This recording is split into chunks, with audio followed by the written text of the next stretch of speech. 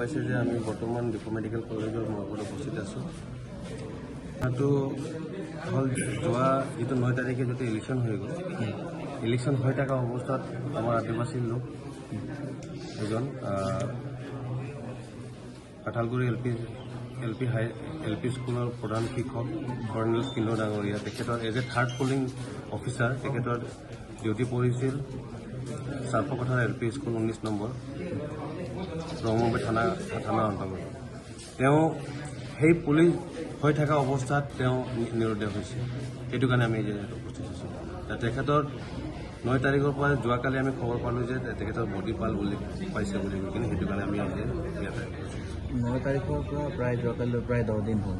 ইমান দিনে তেখেতক খুচৰা হোৱা নাছিলে নেকি?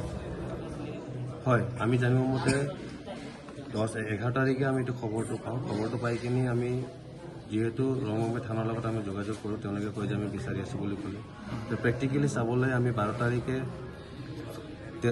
তাৰিখে আমি DC আৰু SP এটা জইণ্ট চাৰ্চ অপাৰেশ্যন কৰিম বুলি কৈ কিনি এখন মেমৰেণ্ডাম দিওঁ আৰু 14 তাৰিখে আমি গৈ কিনি প্ৰায় আশা কাৰ্বি আংলং ডিষ্ট্ৰিক্ট কমিটিৰ 100জন সদস্য গৈ কিনি আমি ৰঙমুম্বাই থানা, ৰঙমুম্বাই যিটো এৰিয়া যিটো PS2 আছে চাৰ্ফপথাৰ LP স্কুল আৰু য'ত তাৰ জেকেট কাপোৰ পেণ্ট পাইছে সেই পাহাৰখনত লৈ আমি যাওঁ।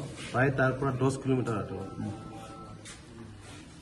তাৰপিছত আমি গৈ কিনি চাওঁ যে তেওঁলোকে ড্ৰোনেদি দি চাৰ্চ কৰি আছিলে। কেইজনমান পুলিচ বিষয়া আছিলে, 2-4জন CRP বিষয়া আছিলে। সেইটো আৰু তাৰপিছত তেখেতক যেতিয়া মৃতদেহটো পালে তাত আৰু কি বস্তু লাভ কৰে?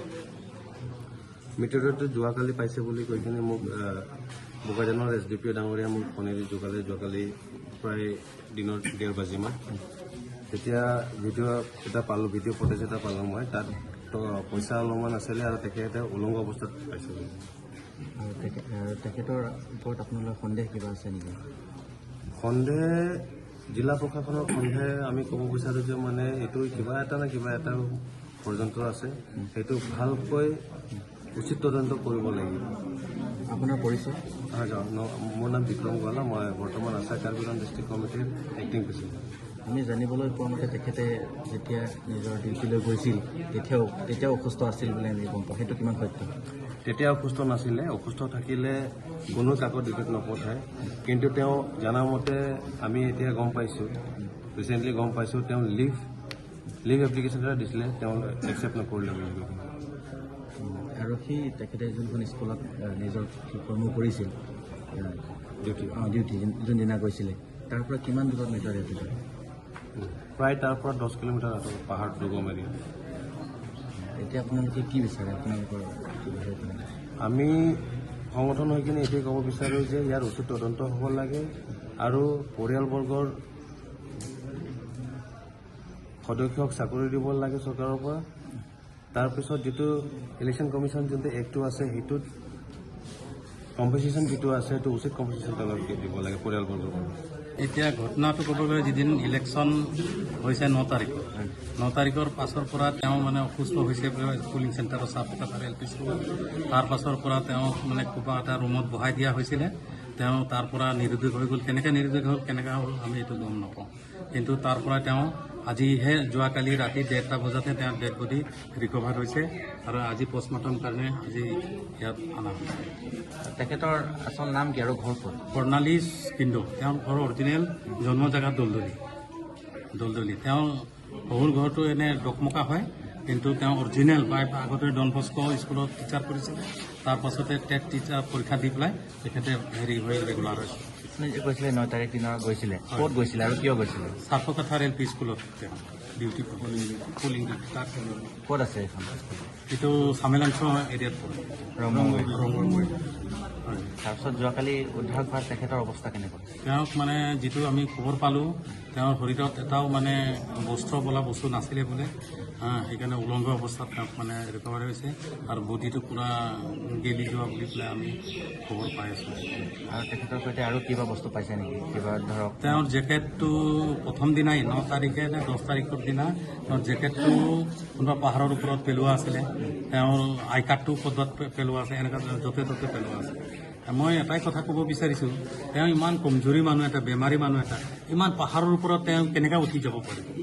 সেইকাৰণে আমি এইটোৱে বিচাৰিছোঁ, বেছি কথা ক'বলৈও নাযাওঁ, আমাক এটা মানে CBI ইনকুৱাৰী এটা আমাক লাগে অৰিজিনেল।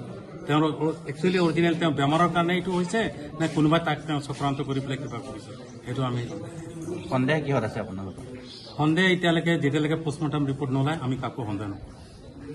তেখেতৰ যদি বেমাৰ আছিল বুলি ক'লে যিহেতু সেই বেমাৰৰ অৱস্থাত কি তেখেতক তাত পঠিওৱা হৈছে নি ইমান দূৰলৈ?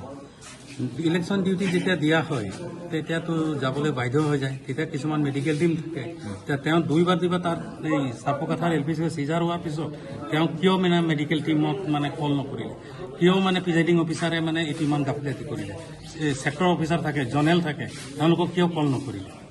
কমচে কম লগে লগে কল কৰিলে মেডিকেলত তেওঁক যদি হেৰি কৰিলে ডেলিভাৰ এটা দি দিলে কমচে কম তেওঁৰ জানটোতো জীৱটো বাচি যায়।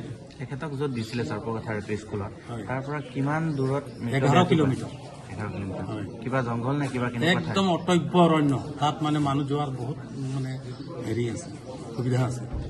তাত ড্ৰোন দি পেলাই অপাৰেশ্যন কৰা হৈছে, বিচাৰি নাপালে সেইদিনা এই কিছুমান মহিলাবিলাকে কিবা চব্জি বিচাৰিব যাওঁতে তেতিয়াহে বা গোন্ধত বা হেৰিতে দেখা পালে তেতিয়াহে পুলিচক ৰিপৰ্ট কৰাৰ পিছতহে এইটো হেৰি হৈছে। তাৰপিছত তেখেতৰ মৃতদেহটো ক'ত আনিছে? এতিয়া ডিপু মেডিকেল কলেজ ইয়াতে হেৰি পষ্টমৰ্টম ৰুমত আছে। এতিয়া আপোনালোকে শেষত কি বিচাৰে আচলতে? আপুনি যে ক'লে যিহেতু তদন্ত কৰিব লাগে, তাৰ পাছতো কিবা এটাতো ওলাব ৰিপৰ্ট, তাৰপিছত আপোনালোকে কি বিচাৰে সেই পৰিয়ালটোৰ বিষয়ে? সেই পৰিয়ালটোলৈ এটাই কথা আমি বিচাৰিছোঁ, ইলেকশ্যন কমিশ্যন অফ ইণ্ডিয়া যিটো দিবলগীয়া তেওঁলোকৰ যিটো প্ৰাপ্য পাব লাগে সেইটোতো ব্যৱস্থা কৰিব, আমাৰ DC ছাৰো সেইখিনি ব্যৱস্থা কৰিব বা ইলেকশ্যন অফিচাৰ ছাৰে সেইখিনি ব্যৱস্থা কৰিব। কিন্তু মই এটা কথা ক'ব বিচাৰিছোঁ, তেওঁৰ ছোৱালীজনী গ্ৰেজুৱেট ছোৱালী, তেওঁ ঘৰটো তেওঁৰ মা সেই একেবাৰে অৱস্থা নোহোৱা, তেওঁ মেণ্টেল ভাল নহয়, গতিকে তেওঁ ছোৱালীটোক যাতে ঘৰটো যাতে এফাল নহয় তাৰ কাৰণে তাক কিবা এটা ৰক্ষণাবেক্ষণৰ কাৰণে তেওঁ কিবা এটা চাকৰি বাকৰি দি পেলাই যদি ছোৱালীজনী কৰে ঘৰটো কমচে কম বাচি যাব। আপুনি আপোনাৰ পৰিচয়? মোৰ নাম উজ্জ্বল কুমাৰ তাঁতী, মই কাৰ্বি আংলং আদিবাসী এমপ্লয় জেনেৰেল ছেক্ৰেটাৰী।